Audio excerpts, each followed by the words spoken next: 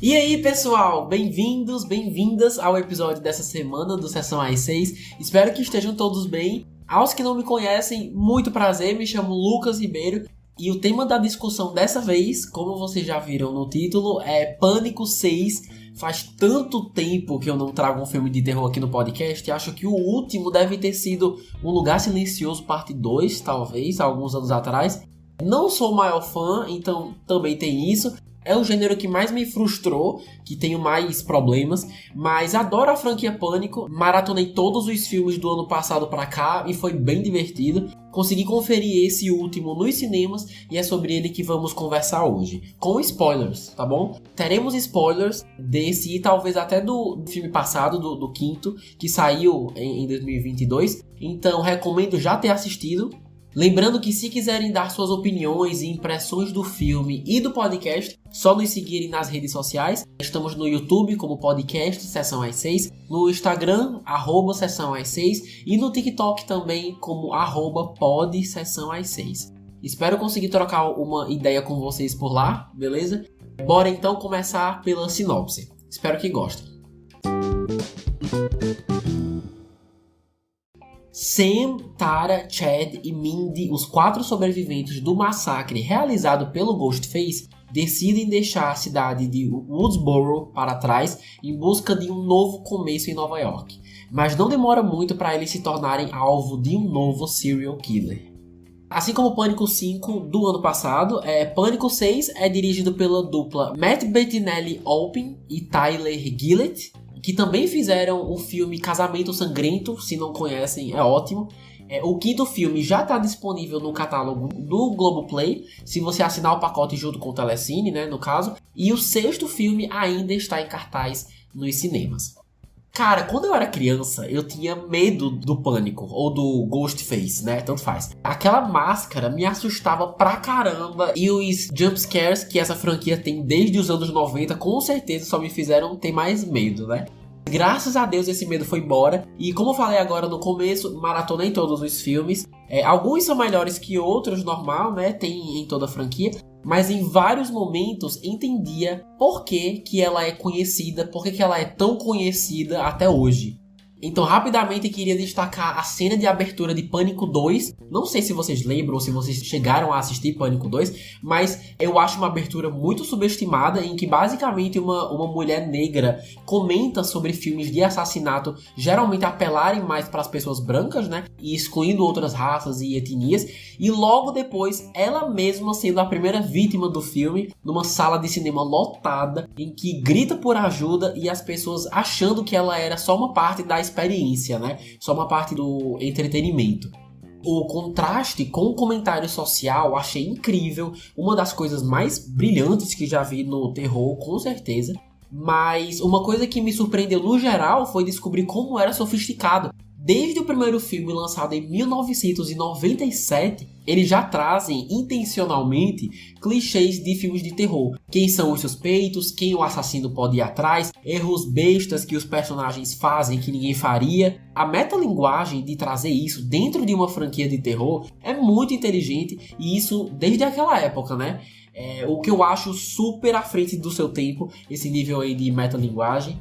Alguns filmes acho que perderam um pouco a mão nisso, colocando até demais na história. Mas comentando rapidamente aqui sobre Pânico 5 de 2022, já que ano passado eu não tive a oportunidade de falar sobre isso, a gente percebe que isso ainda é um traço bem presente nessa questão da metalinguagem, principalmente pela personagem Mindy, usando o termo em inglês requel, né? Falando que esse Pânico nem é uma continuação direta, nem uma tentativa de reiniciar a franquia do zero, porque os fãs iam ficar loucos dizendo que estragaram a infância deles, e ainda citou várias franquias que fizeram isso, como Star Wars, Jurassic World, até Chuck agora tem uma série. E pra mim isso é um prato cheio, assim, falando como uma pessoa que gosta de cultura pop e ainda trabalha com isso aqui no podcast, é como se esse tipo de entretenimento fosse feito pra mim, e continuar apelando pra esse público continua sendo um diferencial muito bacana.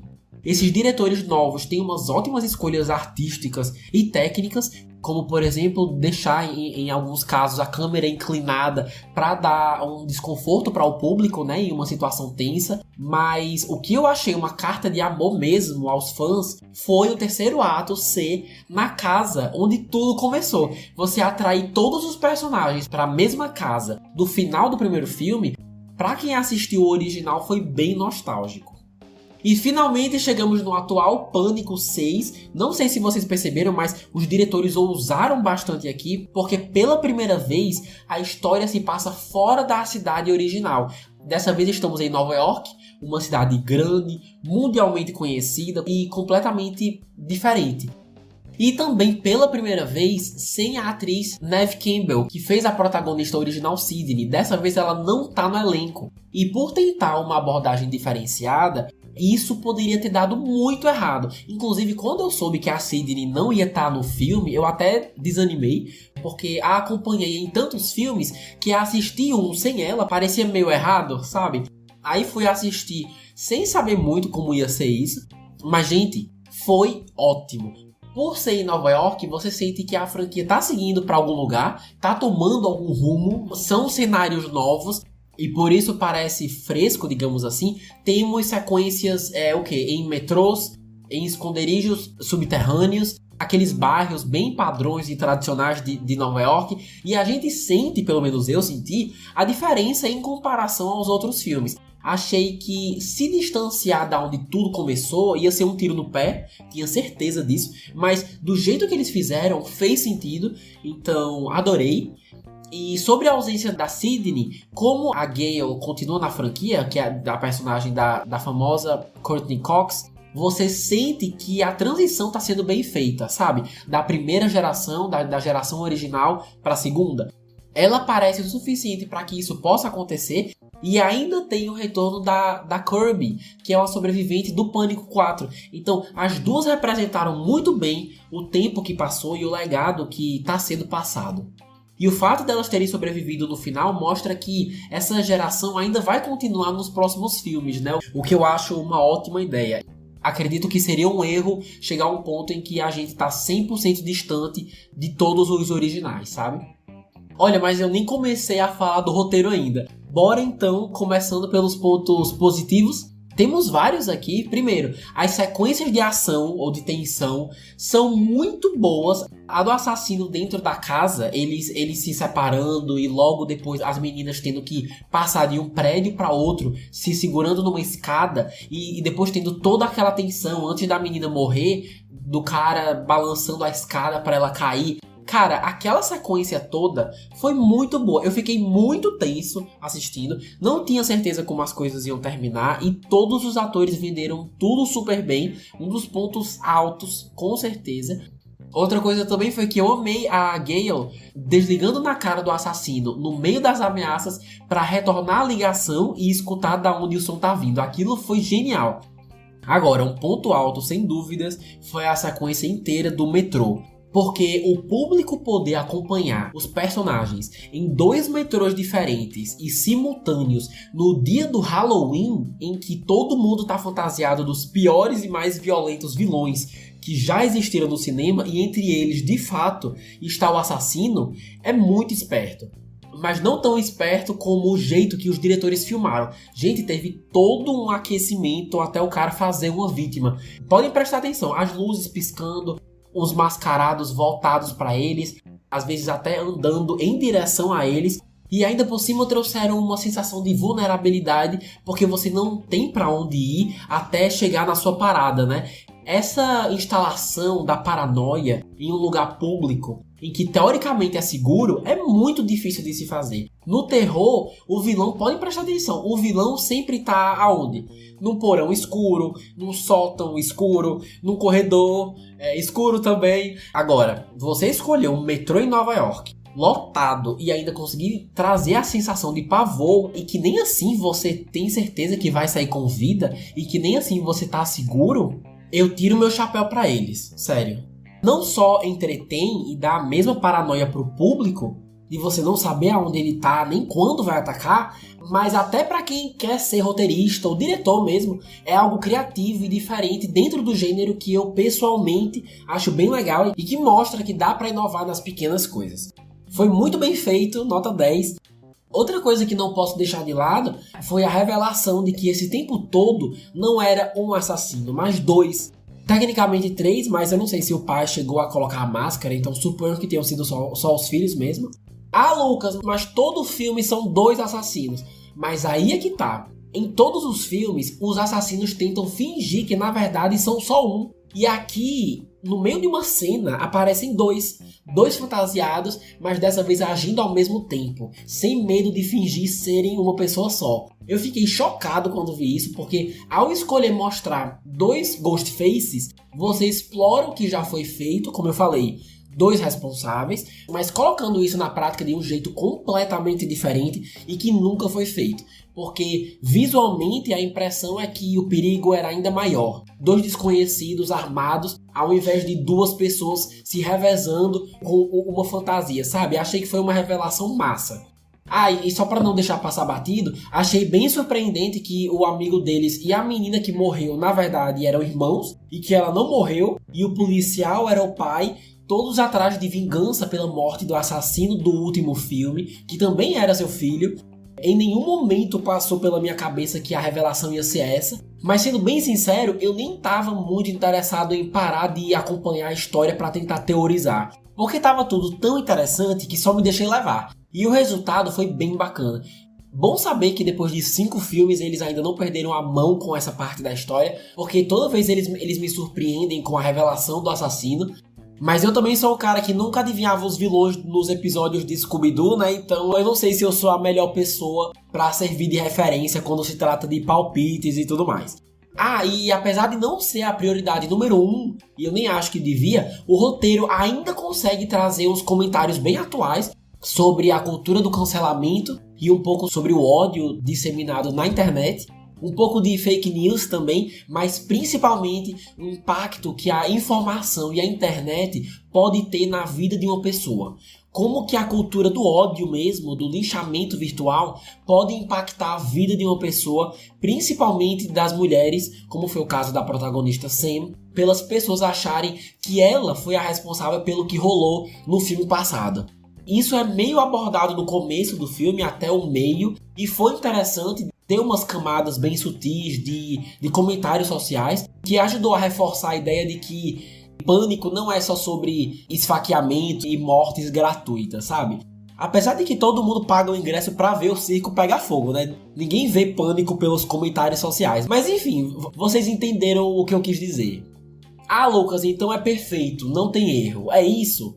Não, não é isso. Tem umas coisas que não foram bem feitas, principalmente mais no final, no desfecho da história, e que não tem como não perceber, sabe? Não tem como levar a sério. Por exemplo, não sei vocês, mas às vezes eu tinha a impressão que a trilha sonora queria dar a sensação de que uma cena era mais séria, mais incrível, mais impactante do que realmente era, sabe? Às vezes a música se encaixava sim com o que estava sendo mostrado, e até elevava o que era mostrado, como a do ataque na escada, mas outras vezes simplesmente não encaixava, sabe? E eram as mesmas cenas em que o público que estava vendo na mesma sala que eu começava a rir, e você percebia que não era uma risada prevista pela história, não tinha uma piada, eles estavam rindo do filme, não com o filme. Mas não posso só culpar a trilha sonora por isso, umas cenas da narrativa mesmo faziam as pessoas rirem e eu não tinha nem como defender, era pra rir mesmo, não tinha o que fazer. Como, por exemplo, a vez em que a Mindy é esfaqueada no metrô e fazem todo um drama em cima disso, deixando claro como é algo sério e que ela pode morrer e tal, e deixam por isso, não mostram o estado dela. E na última cena do filme, ela aparece correndo do nada. Galera, descobri quem são os assassinos e não sei o que.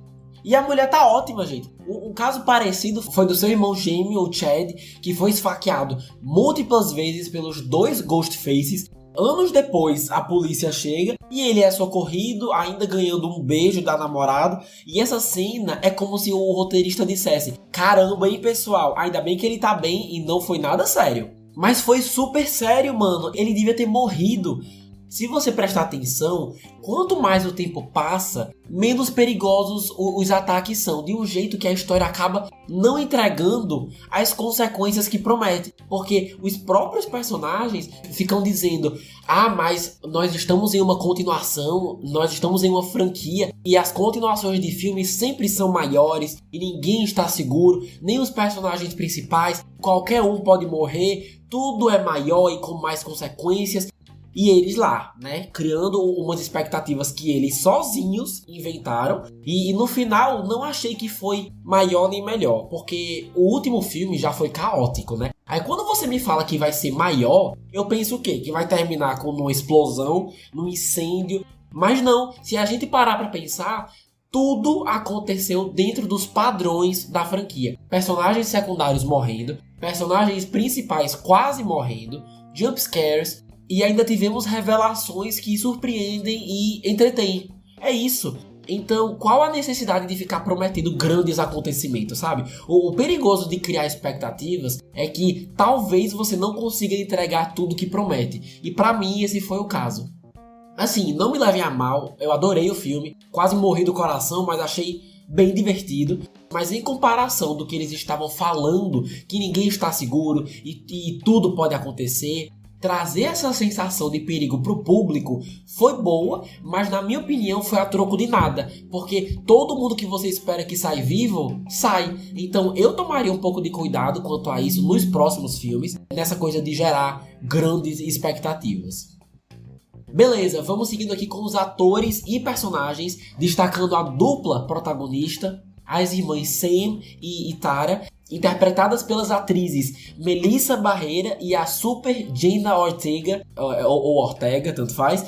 Galera, Jenna Ortega é bem talentosa, qualquer um que tenha assistido Wandinha sabe disso, e é muito bom ver que ela não consegue fazer só uma coisa, sabe? Só um tipo de personagem, porque a Tara é bem diferente da Wandinha, e isso é ótimo.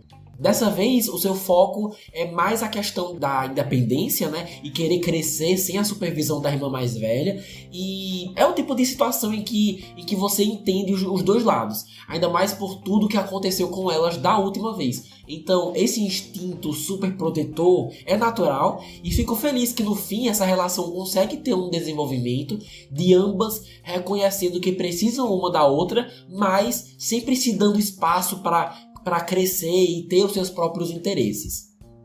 Sobre a Melissa, cara, é engraçado, porque é a segunda vez que a vemos nessa franquia, e ela faz um bom trabalho, mas nada que se compare à sua performance em In the Heights. Já assistiram In the Heights, ou Em um Bairro de Nova York? É uma vibe completamente diferente, é um musical, e lá ela consegue esbanjar carisma com a voz, com o movimento do corpo. Foi onde a vi pela primeira vez e, assim, que primeira impressão, viu? Ela tava muito bem e aqui eu sei que a vibe é mais dramática, sempre com um suspense envolvido, medo, mas ainda não consigo sentir a mesma presença que ela tinha no musical, onde ela atuou muito bem. E repetindo, aqui ela tá bem também, mas como protagonista falta alguma coisa, sabe? Não sei se é por parte do roteiro ou do jeito que ela escolhe dar vida à personagem, mas você sente que falta alguma coisa pra gente pensar: caramba, que personagem incrível, sabe? Então assim, simpatizo com ela, mas nada que me dê uma forte conexão, nem nada parecido.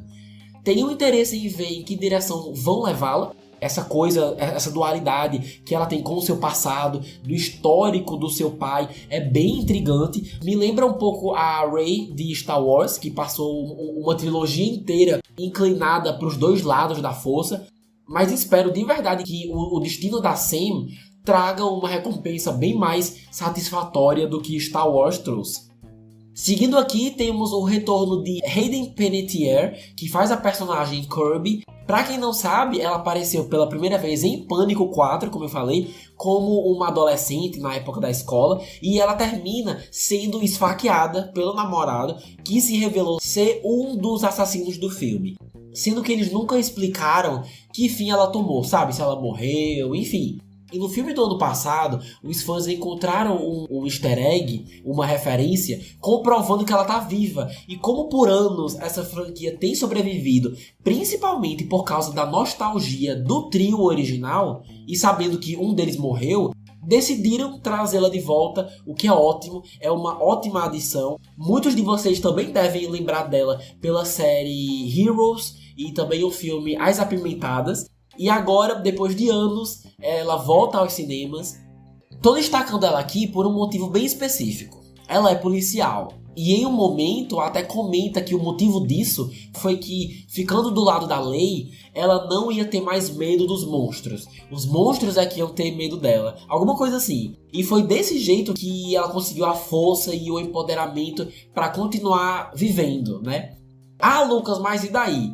E daí que uma das minhas frustrações com essa franquia foi que em Pânico 3, se eu não me engano, Sidney, a então protagonista, de tanto ser perseguida e quase morta, passou a morar em um lugar isolado e trabalhar em casa mesmo, na linha de emergência de violência contra a mulher. E eu lembro de ter adorado essa escolha, porque assim como a Kirby, também foi uma escolha profissional que refletia totalmente no passado da personagem. E sabe o que eles fizeram com essa informação? Absolutamente nada. Nunca mais falaram sobre isso. Parece até que todo mundo esqueceu, o que foi uma baita oportunidade perdida em quesito de desenvolvimento de personagem mesmo. E com o retorno da Kirby para a franquia e ainda ter terminado o filme viva, me deixa muito feliz por saber que isso ainda é uma pauta que não foi descartada, só mudaram a personagem. Então espero de verdade ver o que mais eles fazem com essa pegada de usar a lei para ajudar outras pessoas que passaram pelo que um dia você já passou. Porque assim, se for bem feito, tem tudo para ser brilhante. Beleza, falando agora de números. De acordo com os sites Box Office Mojo e Cinepop, o filme custou 35 milhões de dólares, o que continua sendo absurdamente barato para os padrões de Hollywood, e até o momento arrecadou mundialmente mais de 142 milhões de dólares.